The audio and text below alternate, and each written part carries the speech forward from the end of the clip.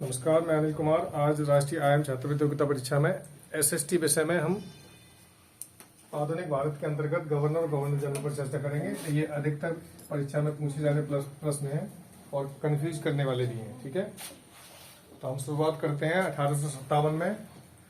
1857 में 1757 प्लासी का युद्ध जो हुआ था बंगाल में।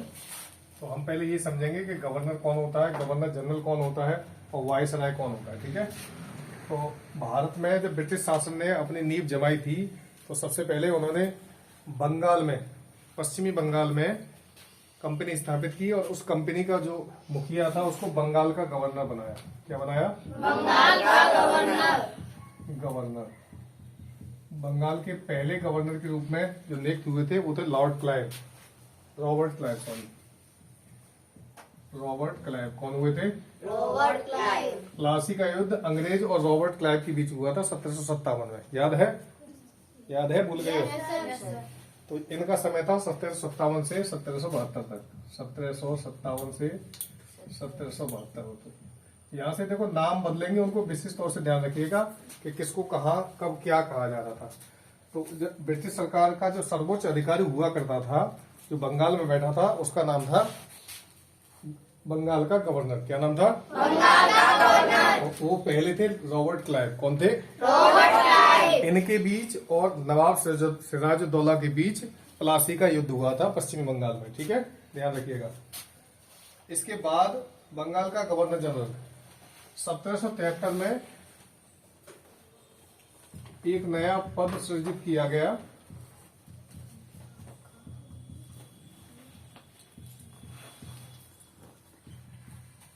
(1773) में रेगुलेटिंग एक्ट के अंतर्गत ये जो पद था बंगाल का गवर्नर, इसको बदल के नाम कर दिया बंगाल का गवर्नर जनरल। यानी एक चीज जोड़ दी, जनरल। ठीक है, बंगाल का गवर्नर जनरल रेगुलेटिंग एक्ट के अंतर्गत।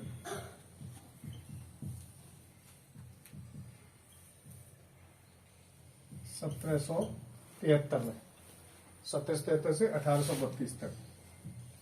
अभी हमने क्रम शुरू नहीं किया, अभी मैं बता रहा हूं कि इनके नाम कैसे कैसे चेंज हुए थे। ठीक है, तो पहला नाम था बंगाल का गवर्नर। ये ब्रिटिश सरकार के अधिकारी थे। कौन थे? ब्रिटिश सरकार के। हमारे देश पर अंग्रेजों का शासन रहा, ये तो पता है तुम्हें? तो अंग्रेजों को ब्रिटिश बोला जाता, ब्रिटिश। ठीक है, लंदन या इंग्लैंड के जो निवासी थे उन्हें ब्रिटिश बोला जाता था। तो ब्रिटिश के सरकार के जो सर्वोच्च अधिकारी थे उनके पद भारत में रहते ही बदलते गए समय समय पर। ये परीक्षा में अक्सर आ जाते हैं। 1833 में आया चार्टर एक्ट। देखो, अब ये बंगाल से इनका नाम बदल गया भारत का गवर्नर जनरल। भारत का गवर्नर जनरल। ठीक है, और ये किससे चेंज हुआ? चार्टर एक्ट 1833 के अनुसार। ठीक है, 1833 से 1857 तक। 1833 से 1857। इसमें नाम मिस हो गए, नाम लिख लीजिए पहले। तो देखो, बंगाल का पहला गवर्नर रॉबर्ट क्लाइव था और बंगाल का गवर्नर जनरल था वॉरेन हेस्टिंग्स था। कौन था? Warren Hastings. नाम ध्यान से याद रखिएगा। और जब चार्टर एक्ट में भारत का प्रथम गवर्नर जनरल जो बना वो था विलियम बेंटिंग। कौन था? William Bentinck. ठीक है, बंगाल का गवर्नर रॉबर्ट क्लाइव। बोलो, बंगाल का गवर्नर रॉबर्ट क्लाइव। बंगाल का गवर्नर जनरल वॉरेन हेस्टिंग्स। कौन? किसके थ्रू बना? रेगुलेटिंग एक्ट के थ्रू। 1773 में रेगुलेटिंग एक्ट लाया गया और उस नाम को बदलकर बंगाल का गवर्नर जनरल बना दिया। ठीक है, अब फिर 1833 में एक और एक्ट आया। एक्ट माने अधिनियम, यानी ब्रिटिश सरकार अपने नियम में फेरबदल जो करती थी उनको अधिनियम बोलते थे। तो 1833 में जो अधिनियम आया चार्टर एक्ट, उसके अनुसार गवर्नर जनरल का पद बदलकर भारत का गवर्नर जनरल बना दिया गया और पहले गवर्नर जनरल थे विलियम बेंटिंग। कौन थे? William Bentinck. उसके बाद वायसराय का पद आया। वायसराय और भारत के पहले वायसराय थे लॉर्ड कैनिंग। कौन थे? Lord Canning. भारत के पहले वायसराय थे लॉर्ड कैनिंग। इनका समय था 1858 से 1946 तक। 1858 से 1946 तक, ठीक है। वायसराय के बाद जो पद आया लास्ट में वो आया गवर्नर जनरल। गवर्नर, ठीक है। ये 1947 से 1950 तक भारत का संविधान जब लागू हुआ था तब तक रहा था, ठीक है। और भारत के जो गवर्नर जनरल, अंतिम गवर्नर जनरल थे, अगर भारत के गवर्नर जनरल पूछा जाए तो सी राजगोपालाचारी थे। कौन थे? सी राजगोपालाचारी। गोपालाचारी, ठीक है। और अगर ये पूछा जाए कि ब्रिटिश सरकार का अंतिम गवर्नर जनरल कौन था, तो था लॉर्ड माउंटबेटन। कौन था? Lord Mountbatten. अंतिम गवर्नर जनरल लॉर्ड माउंटबेटन, ठीक है। अब देखो दोबारा समझते हैं, इसमें कंफ्यूज होने की जरूरत नहीं है। सभी नाम लगभग एक से लग रहे हैं। गवर्नर जनरल, गवर्नर, कहीं बंगाल जुड़ गया, कहीं वायसराय जुड़ गया। वायसराय इसमें सबसे अलग है, वायसराय, ठीक है। ब्रिटिश सरकार जो थी उसने जब बंगाल पे शासन किया था प्लासी के युद्ध के बाद रॉबर्ट क्लाइव के निर्देशन में, तो उन्होंने एक मतलब प्रांत का सर्वोच्च अधिकारी नियुक्त किया कि ब्रिटिश सरकार का सबसे सर्वोच्च अधिकारी होना चाहिए, तो उसको बनाया बंगाल का गवर्नर। क्या बनाया? बंगाल का गवर्नर। यहाँ पे एक बात और समझने वाली है कि हम यहाँ को इसको पश्चिमी बंगाल नहीं कह रहे। क्यों? क्योंकि पश्चिमी बंगाल पहले बंगाल ही था। 1905 में एक लॉर्ड थे, उनके समय में इसका विभाजन किया गया। 1905 में पूर्वी बंगाल और पश्चिमी बंगाल को अलग अलग तोड़ दिया गया, तब से उसको पश्चिमी बंगाल कहा गया। फिर बाद में एक और गवर्नर जनरल आए, उन्होंने उसको दोबारा मिला दिया। तो ये सब चीजें हम आगे पढ़ेंगे, ठीक है। तो रिपीट करते हैं हम। बंगाल का पहला गवर्नर जनरल कौन? शासनकाल। बंगाल का गवर्नर जनरल कौन था पहला? Warren Hastings. बोलो। भारत का पहला गवर्नर जनरल? भारत का पहला वायसराय? और भारत का गवर्नर जनरल? श्री राजगोपालाचारी। अंतिम गवर्नर जनरल? Lord Mountbatten. ठीक है ना। Yes, अब इनके बारे में विस्तार से पढ़ेंगे हम कि ये कब कब रहे और इनके शासनकाल में क्या क्या काम हुए थे। ये परीक्षा में आते हैं कि किसके शासनकाल में क्या क्या काम हुए थे। कन्फ्यूज होने की जरूरत नहीं है और घबराने की जरूरत नहीं है।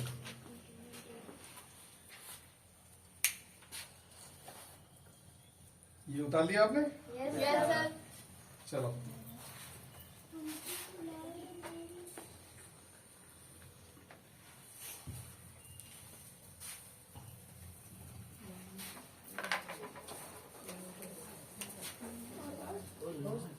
सबसे पहले हम चलते हैं बंगाल के गवर्नर पहले 1757 से 1772 तक। 1760 तक रहे थे। और बंदे दूसरे आपको तो करना चीजें मरेंगे।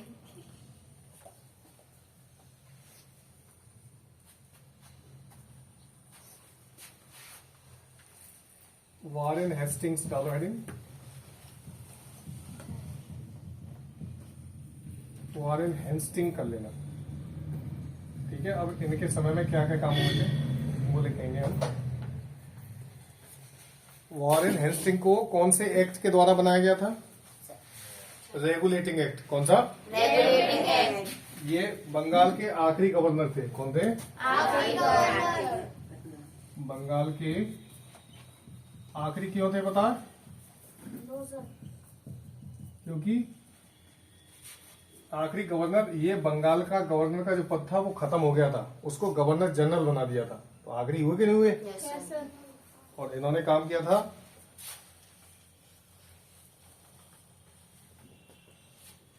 पहले बंगाल, हाँ, आखिरी गवर्नर जनरल थे। और दूसरा हो गया ये पहले बंगाल के गवर्नर जनरल, ठीक है।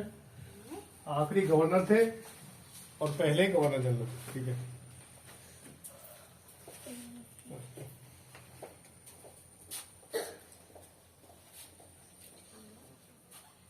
इन्होंने काम किया था 1774 में कलकत्ता में, 1774 में कोलकाता में, लिखते जाएंगे साथ साथ, सुप्रीम कोर्ट की स्थापना की थी। इसकी सुप्रीम कोर्ट इस समय सुप्रीम कोर्ट कहाँ पे है? दिल्ली। नई दिल्ली में। ठीक है,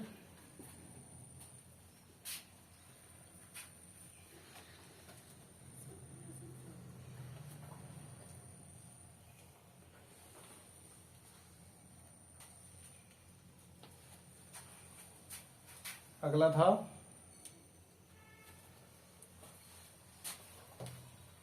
भारत का पहला समाचार पत्र, पहला समाचार पत्र बंगाल गजट, इनके समय में ही प्रकाशित हुआ। ठीक है, 1774 में कलकत्ता में सुप्रीम कोर्ट की स्थापना की थी, वारेन हेस्टिंग्स के समय में किए गए कार्य, ये ध्यान रखिएगा। ठीक है, और पहला समाचार पत्र जिसका नाम बंगाल गजट था वो प्रकाशित हुआ था वारेन हेस्टिंग के समय में।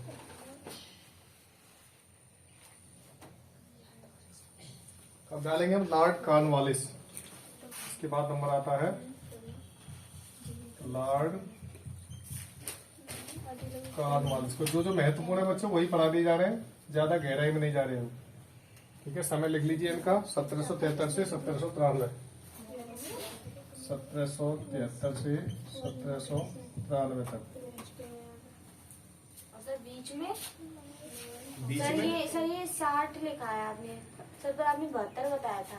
ये बंगाल के पहले गवर्नर जो थे, कौन थे पहले? सर रॉबर्ट क्लाइव, उनका समय था ये, रॉबर्ट क्लाइव। 72 वारेन हेस्टिंग्स का 1772 में, वारेन हेस्टिंग्स 1772 से इनका समय रहा था 73 से 32 तक। हाँ, 1773 से 1832 तक, 1832 तक। ठीक है, ये इनका समय काल था, ये इनका था रॉबर्ट क्लाइव। अलग अलग सन याद रखना, कंफ्यूज होने की जरूरत नहीं है, किसके समय में क्या क्या काम हुए थे यही प्रश्न पूछा जाता है। लॉर्ड कॉर्नवालिस का समय था, इन्होंने सिविल सेवा और पुलिस सेवा शुरू की थी। सिविल सेवा की शुरुआत और पुलिस सेवा। देखो सिविल सेवा होती है यूपीएससी और आईपीएस की परीक्षा, इंडियन पुलिस सर्विसेज, और इसके थ्रू होती है आईएएस की परीक्षा। लॉर्ड कॉर्नवालिस के समय में आईएएस और आईपीएस की परीक्षाएं शुरुआत हो गई थी। ठीक है,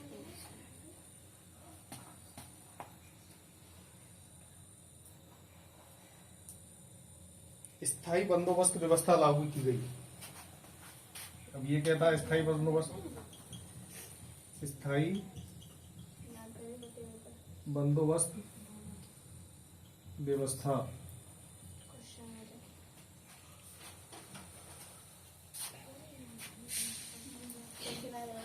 स्थायी बंदोबस्त समझ लीजिए, लॉर्ड कॉर्नवालिस ने, अंग्रेजी सरकार के बड़े अफसर थे, इन्होंने एक व्यवस्था लाए स्थायी बंदोबस्त। उसके अंतर्गत क्या था कि भारत में जो भी किसान कृषि करेंगे उसका 90% हिस्सा ब्रिटिश सरकार को पहुंचा दिया जाएगा।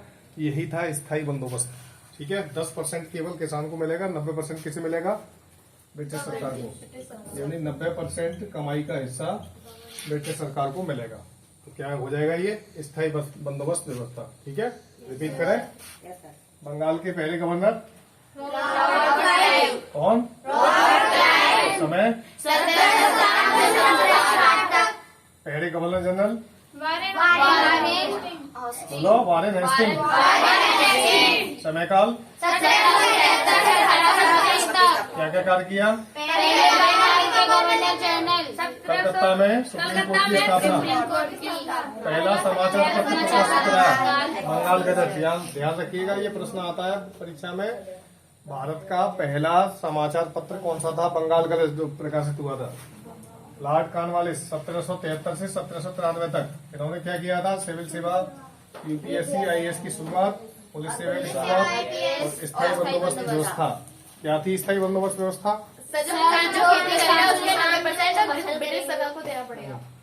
ये बनाई थी सर जॉन शोर ने।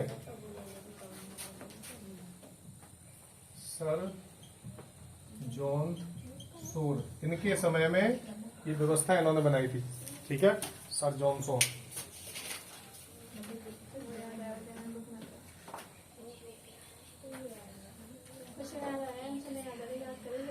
लिख लिया मिटाए? अगला लॉर्ड वेलीजली।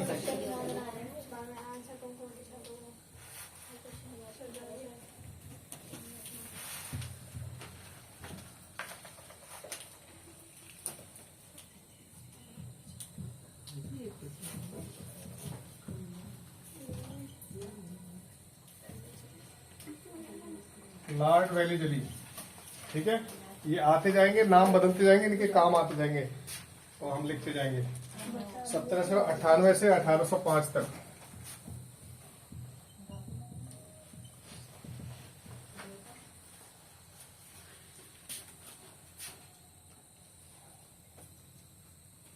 लॉर्ड वेलीजली को बंगाल का शेर कहा जाता है। ध्यान रखिएगा, ये प्रश्न आ जाता है कि बंगाल का शेर किसे कहते हैं। ये अपने डिसीजन के लिए बंगाल का शेर इन्हें कहा जाता था। इन्होंने काम किए थे, सहायक संधि अपनाई थी,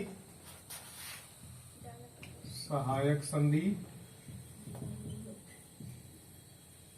और प्रेस पर प्रतिबंध लगा दिया।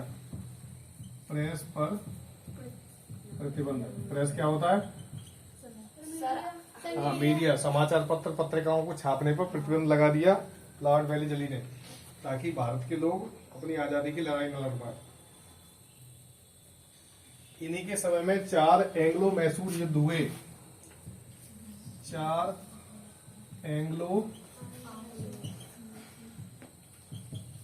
मैसूर युद्ध इन्हीं के समय हुए थे, लॉर्ड वेलीजली के समय में। ठीक है, हैदर अली फिर टीपू सुल्तान, दोनों बाप बेटों ने मिलकर अंग्रेजों से युद्ध लड़े थे। वही एंग्लो मैसूर वॉर कहलाते हैं। अलग अलग हुए थे, 4 अलग अलग सन में। ठीक है, 32 वर्ष चला था ये तो, 1767 से 1799 तक। 1767 से 1799 तक 4 युद्ध लड़े थे अंग्रेजों से हैदर अली ने और उनके बेटे ने टीपू सुल्तान ने। ठीक है, लॉर्ड वेलीजली को बंगाल का शेर कहा जाता है। इन्होंने सहायक संधि की थी, उसके बाद प्रेस पर प्रतिबंध लगा दिया था पूरी तरह से, और 4 एंग्लो मैसूर युद्ध इनके समय में लड़े गए थे। ठीक है, 32 वर्ष के युद्ध चले थे चारों, पहला, द्वितीय, तृतीय और चतुर्थ, ऐसे करके।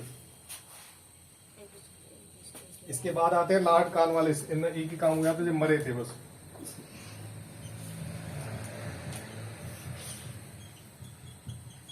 लॉर्ड कॉर्नवालिस का समय था 1805। इसमें लिख लो आप, इनकी मृत्यु 1805 में हुई थी। बस मृत्यु, इनके जीवन की स्पेशल घटना है कि इनकी मृत्यु हो गई 1805 में। इसके बाद आते हैं लॉर्ड मिंटो। देखो अच्छा, ये आप कंफ्यूज जरूर हो रहे होंगे कि ये क्या है, लॉर्ड कौन है आदमी, लेकिन ये आपके आधुनिक भारत के इतिहास में बहुत महत्वपूर्ण योगदान रखते हैं। जब आप ये वाली परीक्षा दोगे, इसके बाद आगे जब भी परीक्षा दोगे तो इनसे पीछा नहीं छूटना। किसने क्या काम किया था, इसका कौन सा समय था, ये सब तुम अभी से याद कर लोगे तो फायदे में रहोगे। ठीक है, मैं काट छाट करके लिखा रहा हूँ, बहुत सेलेक्टिव चीज है, ज्यादा नहीं। लॉर्ड मिंटो ने एक ही काम किया था, अमृतसर की संधि लिख लो। इन्होंने की थी अमृतसर की संधि 1807 से लेके 1813 तक। अमृतसर की संधि की। ठीक है, संधि माने अंग्रेज कहीं कहीं जैसे लड़ाई लड़ते थे, कहीं जब लड़ाई ना, मतलब उनके दम नहीं लग रही, तो वो लोग आपस में कोलैबोरेशन कर लेते कि चलो ठीक है हम राजीनामा कर ले रहे हैं, हम लड़ाई नहीं करते। उसे कहा जाता था संधि। अमृतसर की संधि 1820 में हुई थी। ठीक है, रिपीट करें। लॉर्ड वेलीजली को क्या कहा गया? बंगाल का शेर। क्या कहा गया? बंगाल का शेर। इन्होंने क्या किया? सहायक संधि, प्रेस पर प्रतिबिंब। तीसरा, 4 कितने वर्ष युद्ध हुए थे? 32 वर्ष 32 वर्ष तक। किन किन के बीच? हैदर अली टीपू सुल्तान ने मिलके लड़े थे अंग्रेजों के खिलाफ। दोनों बाप बेटा लड़ा दोगे तुम? इन दोनों ने मिलकर अंग्रेजों के खिलाफ युद्ध लड़े थे, ठीक है। उसके बाद आते लॉर्ड कॉर्नवालिस। ये आए और 1805 में मर गए, बस खत्म गए। उसके बाद लॉर्ड, ये 1805 से और 1806 तक या 7 तक रहे, क्योंकि 1807 में इनका शासनकाल आया। 1805 में तो मर ही गए। तो आते तो मर गए थे, और जैसे 1805 आई उन्होंने सत्ता संभाली अपनी। हाँ तो मर गए ना, सही बात है, ये तुम्हारी बात सही है। हाँ सर, इनका शासनकाल मत लिखिए आप, ये लिख लीजिए 1805 में इनकी मृत्यु हो गई, इनका बस ठीक है। यही कारण है। लॉर्ड मिंटो ने क्या किया था? अमृतसर की संधि 1820 में, ठीक है। अब अगले लिखिए आप, जिनमें ज्यादा क्वेश्चन आते हैं। Lord Hastings, Warren Hastings.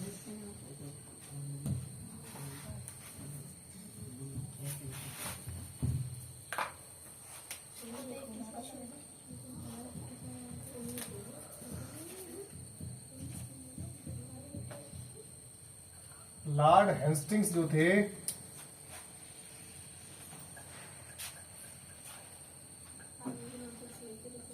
अठारह सौ 13 से 1823 तक रहे थे।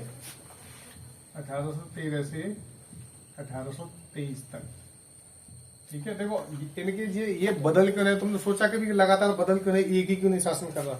ब्रिटिश सरकार समय समय पर अपने अधिकारियों को बदलती रहती थी कि अब तुम बन जाओ, अब तुम बन जाओ, अब तुम संभालो, अब तुम संभालो, ऐसे करके, ताकि कोई भी अधिकारी वहां पे रह के घूसखोरी या रिश्वतगिरी ना कर पाए, क्योंकि देश पर शासन करना था ना अंग्रेजों को, इसलिए।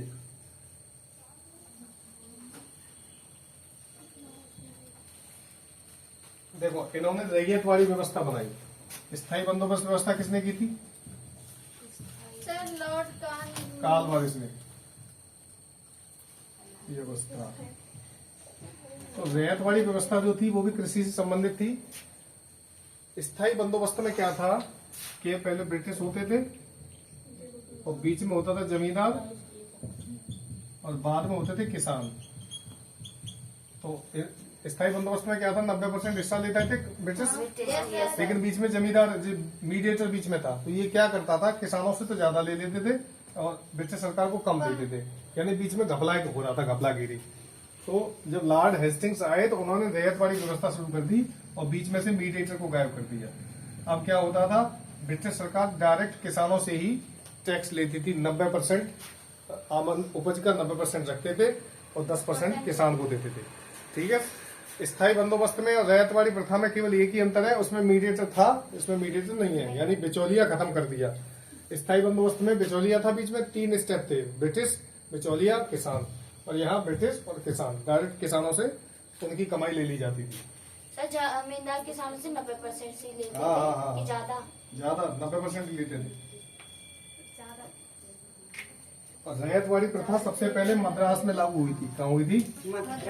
मद्रास चेन्नई का पुराना नाम है, ध्यान रखिएगा। चेन्नई का पुराना नाम मद्रास है और यहीं से बनती है MRF की फैक्ट्री। MRF रबर टायर सुनिए तुमने? मद्रास रबर फैक्ट्री नाम है उसका, Madras rubber factory. MRF tyre सुना है? MRF company. चलिए लॉर्ड हेस्टिंग्स हो गया। अब इनके बाद आते हैं लॉर्ड विलियम बेंटिंग।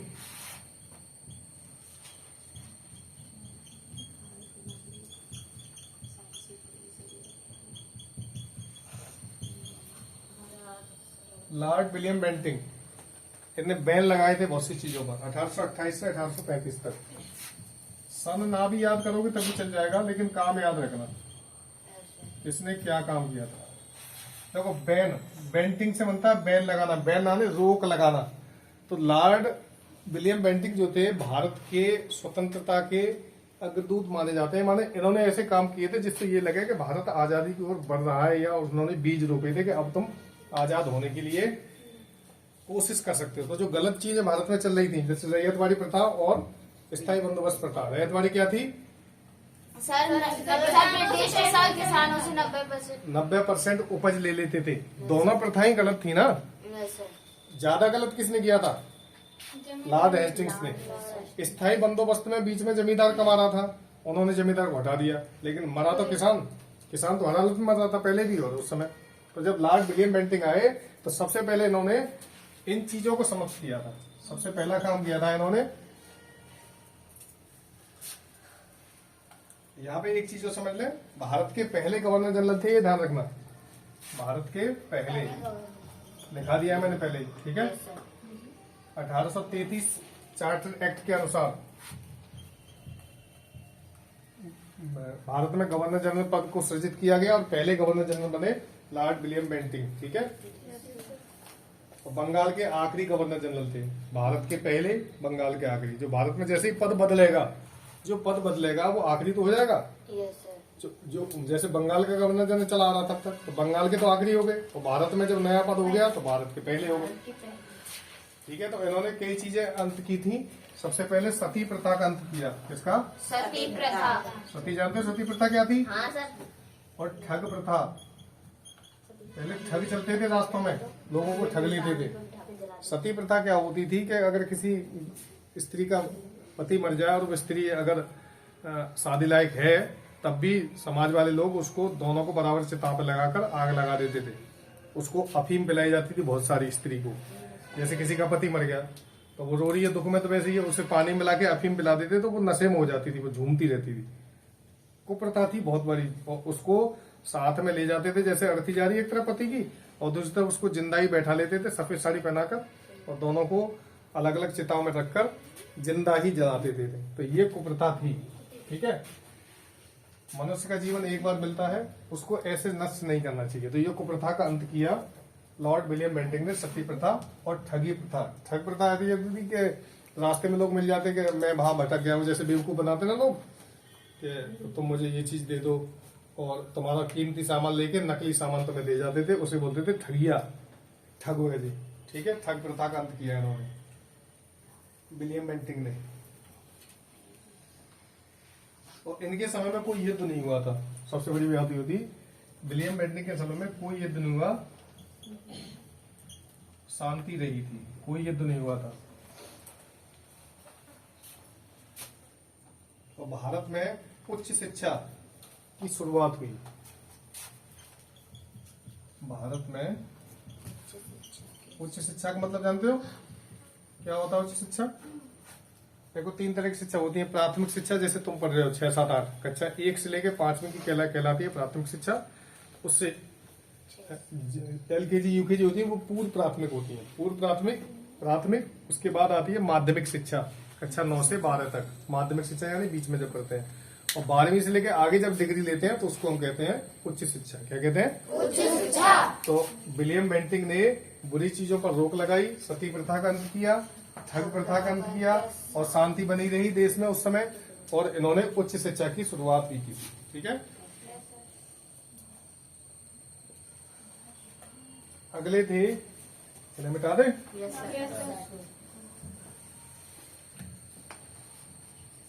अगले डालो चार्ल्स मेटकाफ। इन पर एक ही क्वेश्चन बनता है, एक ही लाइन है।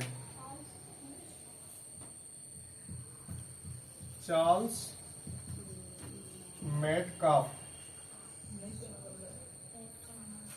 अभी हम पीछे पढ़ चुके हैं कि एक शासक ने, एक कर्मचारी ने, अधिकारी ने प्रेस पर रोक लगाई थी। कौन थे वो? जल्दी देखो, कौन थे जिन्होंने प्रेस पर रोक लगाई थी? बेली जली ने जो प्रेस पर रोक लगाई थी वो चार्ल्स मेटकाफ ने आके हटा दी। तो इनको प्रेस की स्वतंत्रता का अग्रदूत माना जाता है।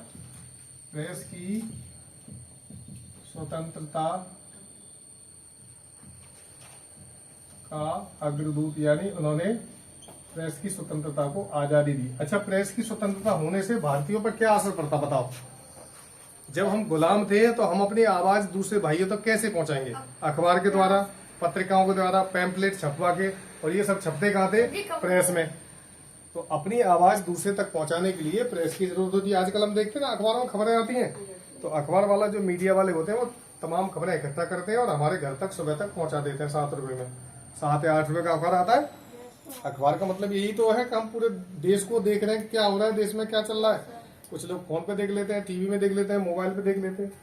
तो ये जो प्रिंट मीडिया होता है, इलेक्ट्रॉनिक मीडिया, सोशल मीडिया, कई तरह के मीडिया चल रहे हैं। तो प्रेस की आजादी जो थी वो चार्ल्स मेटकाफ ने शुरू कर दी थी। कि भारत में रहने वाले लोग वो प्रेस आजाद है, वो कुछ भी छाप सकते हैं, कुछ भी प्रिंट करा सकते हैं। ठीक है। सभी वेलेजली ने प्रेस का प्रतिबंध ये क्या हुआ था सर? प्रतिबंध उन्होंने इसलिए किया था, वेलेजली कट्टर था, वो ये नहीं चाहता था कि देश आजाद हो या देश को लोग चैन से सांस ले पाए, क्योंकि अंग्रेजी सरकार के खिलाफ कोई भी कुछ लिखता था तो उस पर रोक लगा दी जाती थी। क्यों? क्योंकि अगर ये धीरे धीरे करके ऐसे तो हमें यहाँ से भगा देंगे, इसलिए लॉर्ड वेलेजली ने सोचा कि इनकी अधिकारों पर रोक लगाओ, तो उन्होंने प्रेस की स्वतंत्रता को रोक कर दिया। लेकिन जैसे जैसे अधिकारी आए तो अधिकारियों के अपने मन भी तो थे। चार्ल्स मेटकाफ जैसे आए तो उन्होंने कहा कि नहीं, देश की जनता को सांस लेने की और अपने विचार स्वतंत्र रूप से रखने की आजादी है, तो उन्होंने इस पे से रोक हटा दी। ठीक है ना। अब आगे देखते क्या होता है।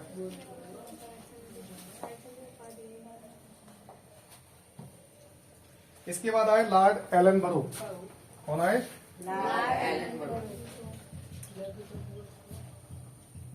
लॉर्ड एलनबरो ने दो काम किए थे, वैसे तो बहुत सारे काम। एक तो दास प्रथा का अंत किया था, दास प्रथा का अंत, और उसके बाद रविवार की छुट्टी इन्होंने प्रारंभ की थी। जो आज हम छुट्टी ले रहे हैं ना, यस सर, जो संडे की छुट्टी मारते हैं, रविवार की छुट्टी लॉर्ड एलनबरो ने स्टार्ट की थी 1843 में। रविवार की छुट्टी 1843 में स्टार्ट हुई थी। ठीक है। उसके बाद आते हैं लॉर्ड डलहौजी, ये बहुत महत्वपूर्ण है। डलहौजी, देखो डलहौजी के नाम से हिमाचल प्रदेश में एक जगह है, इन्हीं के नाम से उसका नाम पड़ा है, लॉर्ड डलहौजी। भारत में रही 1848 से 1856 तक, 1848 से 1856 तक। ज्यादा कंफ्यूज होने की जरूरत नहीं है, एक एक लॉर्ड का नाम याद रखो और उनके द्वारा किए गए काम याद रखो बस। इन्हें आधुनिक भारत का निर्माता कहा जाता है, आधुनिक भारत का निर्माता। और बंगाल का शेर किसे कहा जाता था? Lord Wellesley. Lord Wellesley. क्यों कहा जाता था? कि शेर जो है अपनी मनमानी करता जंगल में, ऐसे वेलेजली ने किया था, प्रेस को रोक लगा दी। रेलवे का विकास जो था इन्हीं के समय में हुआ था। भारत की पहली रेल कब चली थी बताइए, कोई बच्चा बता पाया था? 1853 में। बिल्कुल सही जवाब, 1853 में भारत की पहली रेल चली थी, और इनका समय काल था 1848 से 56 तक। लॉर्ड डलहौजी लिख दिया मैंने। तो इन्होंने पहला काम किया था, पहली रेल चलाई 1853 में मुंबई से ठाणे के बीच चली थी ट्रेन। ठीक है। भारत की पहली, भारत में रेल का जो उदय हुआ था इनके समय में हुआ था। संचार प्रणाली यानी टेलीफोन व्यवस्था, पहला टेलीफोन व्यवस्था भी इनके समय में शुरू हुई थी। संचार प्रणाली यानी टेलीकम्युनिकेशन, यहाँ से तार भेजा जाता था, पहले तार चलता था, तार में तार नहीं जाता था, संदेश जाता था लिख के, यहाँ पे टाइप करते थे संदेश, उनकी मशीन में अपने आप टाइप हो जाता था, तो उसमें समय लगता था। अब तो संचार के साधन बहुत ज्यादा इजी हो गए हैं, जिनमें सबसे तेज है mobile phone, WhatsApp, Facebook, Instagram, इन सब पे बहुत जल्दी संदेश पहुंच जाते हैं। सोचो वो संदेश पहुंच गया। आगरा कोलकाता में स्थापित की थी संचार प्रणाली, आगरा और कोलकाता। लिखते जा रहे हो साथ साथ? नहीं? Yes sir. चलो रिपीट करें। प्रेस की स्वतंत्रता का अग्रदूत किसे कहा जाता है? Charles Metcalfe. किसे? Charles Metcalfe. दास प्रथा का अंत किसने किया? Lord Ellenborough. रविवार की छुट्टी? Lord Ellenborough. एलनबरो। ठीक है। दास प्रथा जानते हो क्या है? पहले आदमी बिकते थे पेट में, जैसे आजकल भैंसवर बिकते हैं ना, ऐसे कोई तगड़ा सा बॉडी बिल्डर आदमी हो, तुम पैसे वाले जमींदार हो, तो वहां उसे खरीद लाओ कि मैं दास खरीद के लाया। क्या खरीद लाया? गरीबी इतनी थी बच्चों के, जैसे काऊ घर में 5-7 लड़का है, तो भैया 2 जने घर दो, बाकी हम बेचे जा रहे हैं, हम बेचे जाएंगे तो हम तुम्हें पैसे भेज देंगे, उससे घर बार चलाना, और हम जीवन भर उसकी गुलामी करेंगे। मान लो तुम किसी दास को खरीद के लाए 1000 रुपए में, तो 1000 रुपए में वो तुम्हारा 2400 घंटे का गुलाम हो गया। क्या हो गया? 24 घंटे का। उसको कुछ भी कराओ, कुछ भी कोई भी काम कराओ, और रूखी सूखी रोटी जो भी तुम्हारे हिस्से में उसे दे दो, क्योंकि वो दास है। क्या है? दास। बेचारे तीसरा बटन देख के रहते थे, दास जी हुजूर, जी मालिक, जी मालिक, जी हुजूर। तो इसका अंत किया था लॉर्ड एलन बर्नवे, ठीक है, दास प्रथा का अंत, अजहरबाग की छुट्टी प्रारंभ की थी। लॉर्ड डलहौजी जाने जाते हैं भारत में रेल नेटवर्क की शुरुआत के लिए। 1853 में मुंबई और ठाणे के बीच पहली रेल चलाई थी लॉर्ड डलहौजी ने। किसने? लॉर्ड डलहौजी ने। संचार प्रणाली की शुरुआत की आगरा से कोलकाता तक, किसने की थी? लॉर्ड डलहौजी ने। लॉर्ड डलहौजी। किसने? लॉर्ड डलहौजी ने। ठीक है।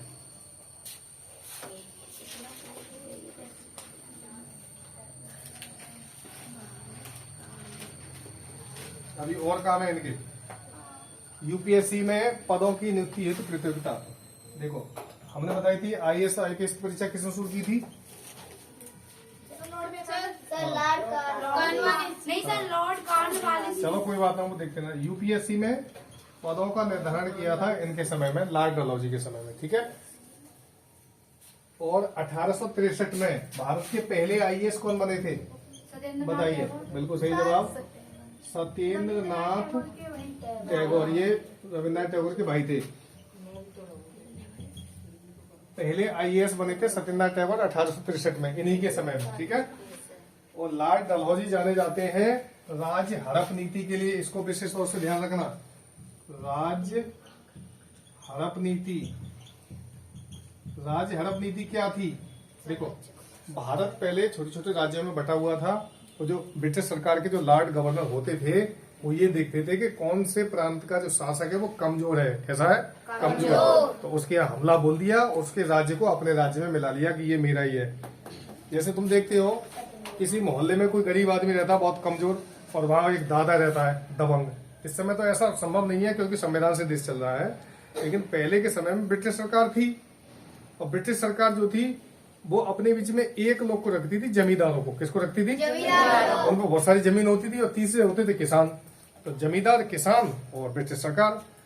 तो ब्रिटिश सरकार अपना प्रभुत्व जमाने के लिए राज्यों को अपने अधीन करती थी कि हम इसको हड़प लें। तो डॉक्ट्रिन ऑफ लैप्स या राज्य हड़प नीति, इसको डॉक्ट्रिन ऑफ लैप्स भी बोलते हैं। डॉक्ट्रिन ऑफ लैप्स, ठीक है। अक्सर परीक्षा में क्वेश्चन आता है बच्चों, ये ध्यान रखिएगा कि राज्य हड़प नीति किसने शुरू की थी? लॉर्ड डलहौजी ने। और इसमें यह भी पूछा जाता है कि सबसे पहले कौन से राज्यों को हड़पा गया था, वो भी लिखाएंगे हम इसमें। पहला राज्य सतारा, जयपुर, उदयपुर, संभल, झांसी। इसे बता दूं ऊपर। लॉर्ड डलहौजी को अच्छे से समझ लेना, इनमें से प्रश्न ज्यादा आते हैं। देखो DOL, डॉक्ट्रिन ऑफ लैप्स, ठीक है, शॉर्टकट में लिख दिया मैंने। क्या? राज्य हड़प नीति। इसके अंतर्गत पहला राज्य जो हड़पा गया था वो था सतारा। सतारा मध्य प्रदेश में पड़ता बच्चों, MP में। पहले देश हमारा प्रांतों में बटा हुआ था, पहले MP नहीं था, पहले सतारा था, अलग अलग रियासतें बनी हुई थी। सतारा, जयपुर, उदयपुर, जयपुर, उदयपुर और संभलपुर, ये सभी रियासतें थी, जमींदारों के क्षेत्र। इनको लॉर्ड डलहौजी ने अपने उसमें मिला लिया था, और झांसी और था।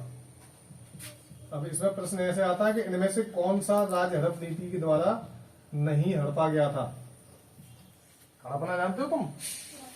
छीनना, बेईमानी से अपना लेना, ये मेरा, मैं बना लूंगा, मेरा हो जाए। जैसे कुछ बच्चे दूसरे के पेन को अपना बता देते हैं कि जी पेन मेरा हो, जैसे जाको ऐसा पोला है और उसको हड़प लेते हैं, तो उसको पेन हड़प नीति हो गई। वो क्या हुई? पेन हड़प नीति। इसी तरह ये राज्यों को हड़पते थे लॉर्ड डलहौजी। अच्छे काम भी करते थे, बुरे काम भी करते थे। क्यों? क्योंकि यहाँ पर रहने वाले लोगों को ये दिखाना तो भी था कि हम अच्छे काम कर रहे हैं। किसी का कॉल आ रहा है।